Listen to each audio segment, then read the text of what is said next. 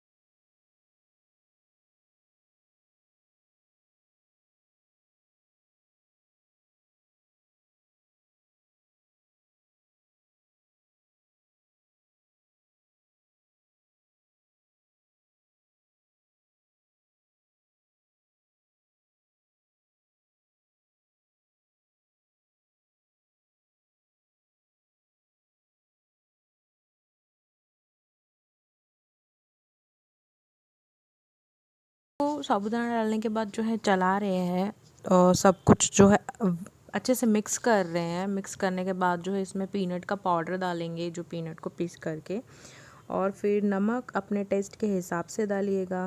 मैं हमेशा बोलती हूँ, इस वीडियो को जो है मैंने फ़ास्ट नहीं किया इस बार, ताकि मैं आपको पूरी रेसिपी जो आराम से बता सकूँ, इसलिए मैंने इसे फ़ास्ट नहीं किया।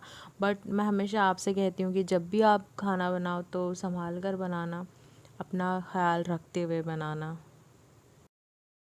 अब जो हम इसको मिक्स कर रहे हैं, चला रहे हैं, अच्छे से सारा कुछ मिक्स करके लेंगे। नमक जो इन्होंने डाल दिया है, आप अपने टेस्ट के हिसाब से नमक डालिएगा। अब जो यहाँ पे वो कोथिमीर को साफ़ कर कर इसमें डालेंगे, कोथिमीर को कट कर कर डालेंगे, और फिर डालने के बाद जो अच्छे से मिक्स कर लेंगे और फिर ढक कर थोड़ी देर उसको पकने के लिए छोड़ देंगे।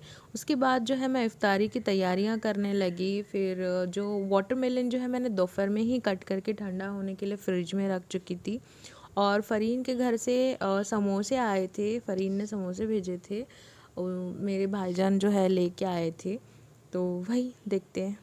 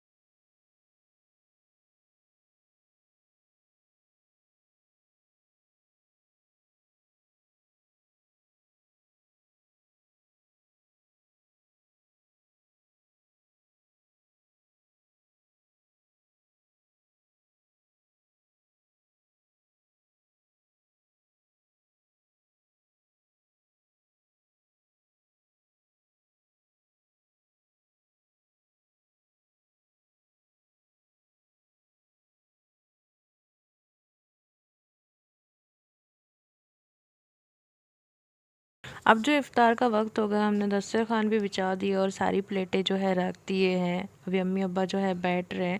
इसके बाद जो है हम दुआ पढ़ेंगे।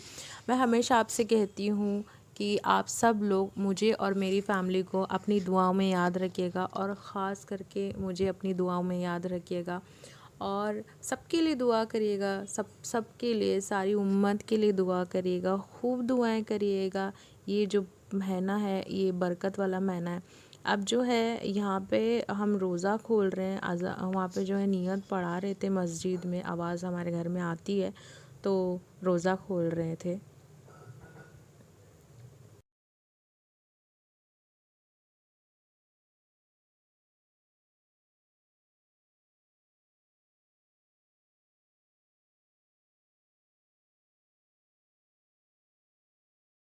तो इफ्तारी जो है हो चुकी है। अब मैं आ गई हूँ चाय बनाने। जी हाँ, 2 मैंने इसीलिए रखी है क्योंकि अब्बा को जो है फीकी चाय लगेगी और अम्मी को जो है मीठी चाय लगती है, तो उसमें जो है शुगर फ्री वाली शुगर डलेगी, इसमें जो है नॉर्मल शुगर डालते हैं, इसलिए मैंने 2 रखे हैं। ये था मेरा आज का दिन, मेरा आज का व्लॉग। उम्मीद करती हूँ आप सभी लोगों को मेरा ये व्लॉग पसंद आया होगा। अगर मेरा व्लॉग आपको पसंद आया है तो मेरे वीडियोस को लाइक करिएगा, मेरे चैनल को सब्सक्राइब करिएगा, बेल आइकन को प्रेस करिएगा, ताकि मेरे वीडियोस की जो नोटिफिकेशन है आपको मिलती रहे। मिलते हैं अगले व्लॉग में, तब तक अपना ख्याल रखिए। और मेरी खिचड़ी की अम्मी की खिचड़ी की रेसिपी जो है आपको कैसी लगी वो मुझे ज़रूर आप कमेंट करके बताइएगा। मिलते हैं अगले ब्लॉग में, तब तक के लिए अपना ख्याल रखिए, सबके साथ मिलजुल कर रहिए। अल्लाह हाफिज़।